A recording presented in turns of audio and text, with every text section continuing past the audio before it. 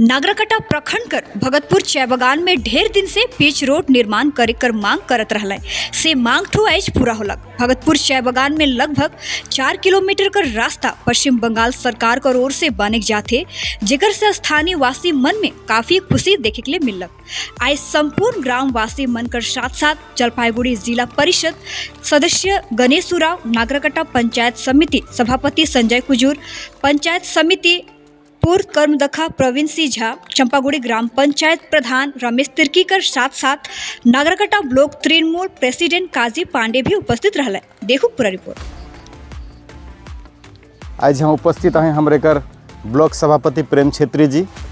और उपस्थित है हमारे चंपागुड़ी जीपी कर प्रधान रमेश तिर्की, हमारे घर पंचायत समिति का पूर्व कर्मदक्ष प्रवीण सिंह झा और साथ में हमारे घर जिला परिषद मेंबर भूमि कर्मदक्ष और हमारे कर भगतपुर कर पंचायत मेंबर मन प्लस हमारे कर यहाँ कर जनता मन। मैं इतने कहे चाहबो कि जिला परिषद कर ऑफिस में कहाँ से काम होल, के धारक पड़ल, कोल डिपार्टमेंट ऑलरेडी जाने ला गेलक 5 बरस हो तो जितना काम करे नहीं पारलक लेकिन उकर 5 साल कर अभिज्ञता है कि नहीं। तो ई बेर ओहेले उ अपन बटली इतना स्पीड में काम करत है, बहुत अच्छा जगह काम करत है, बहुत काम मन लेके आवे पारत है। इसलिए मैं गणेश दा के एकदम धन्यवाद देख चाहबू कि अच्छा होलक जिला परिषद टिकट पालक जीतलक और भूमि कर्मदक्ष होलक से वो अपन एरिया के जितना सकत है काम करे कर कोशिश करो थे। आज जी भगतपुर चाय बगान के डिपा लाइन में आज एक तो रास्ता जो WBSRD से हुआ थे सीखे एक तो शिलान्यास रहे उद्घाटन करे के चलते हमने आज यहाँ जमा हुए। डेवलपमेंट तो देखो डेवलपमेंट के धारा तो हमने के सरकार आवे के बाद में ये कंटिन्यू चलते रही नहीं तो ये रोके कला नाखे, लेकिन ये रास्ता के देवल जाए तो बहुत दिन से एक तो डिमांड रहे कि भगतपुर बगान के जो तो डिपा लाइन से मार्केट तक जाकर जो मेन रास्ता रहे सेट हो, लेकिन नहीं बन रहे। तो आदमियों के भी बहुत किस्म के डिमांड रहे तो अंत में लेकिन ये जाएगा देवल जो गिलक WBSRD में और ये तो 1,55,00,000 के लगभग के रुकर, लेकिन एक तो ये रास्ता तो हुआ था जिला परिषद के अंडर में ही WBSRD से हुआ था। वेस्ट बंगाल स्टेट जो डेवलपमेंट एजेंसी जो है के माध्यम से हुआ था। नमस्कार, आज भगतपुर चाय बगान कर डिपा लाइन में हम उपस्थित आहे। आज मैं बताए चाहूँ आज भगतपुर जे वासी मन है उमन कर लगिन बहुत ही खुशी कर बात है कि आज हम कर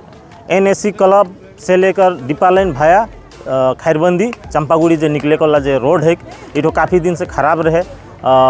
पब्लिक मन का डिमांड रहे कि इठो जल्दी हो जाता रास्ता ठो कह के। तो आज जिला परिषद कर WBSRD कर तरफ से ही कर टेंडर होल गलक जे कर अमाउंट है लगभग 1,55,00,000 जैसन।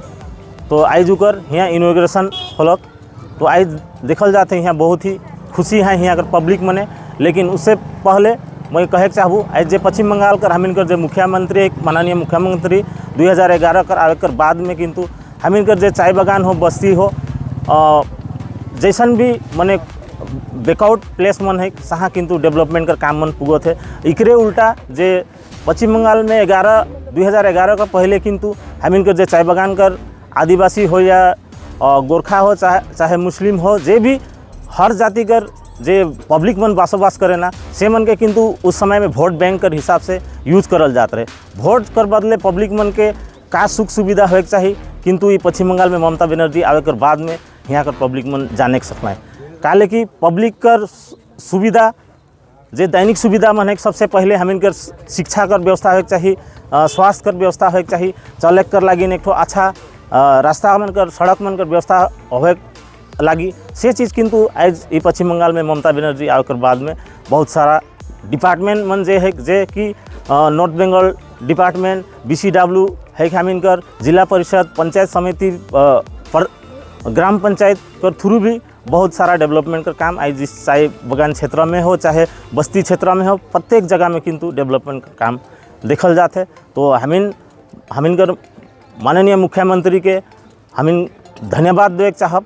कि आगामी दिन में इसी प्रकार से हम कर जे चाय बगान क्षेत्र कर बस्ती क्षेत्र कर जे आदमी मने वंचित होत रहे वोट कर बदले उमन कर जे अधिकार पावे रहे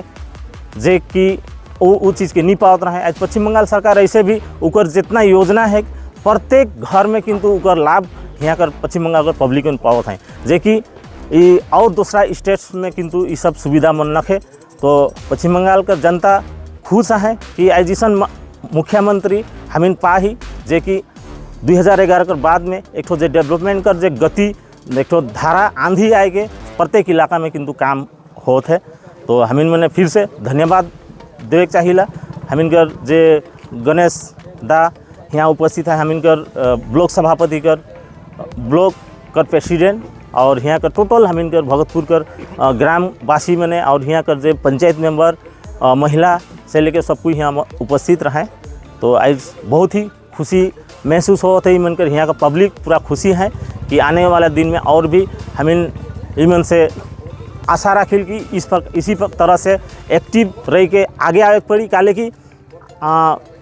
जब अपन एक बच्चा नी कांदल से माई भी के दूध नहीं देवेला तो यहाँ कर जे पब्लिक मन यहाँ कर जे लोकल लीडरशिप मन है काफ़ी एक्टिव है जे कि प्रत्येक जगह में इ मने जाए के यहाँ कर जे सुविधा असुविधा जा भी है चाय बागान में भगतपुर कर ये सब बात के मैंने राखे ना और हुए उसी बात के महत्व दे के ये काम मन आनल जाते। इकर से पहले भी बहुत सारा यहाँ हमिन मने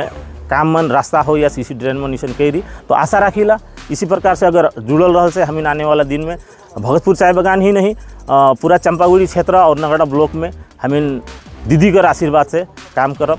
तो प्राइम सादरी, आपकी आवाज़, आपकी खबरें।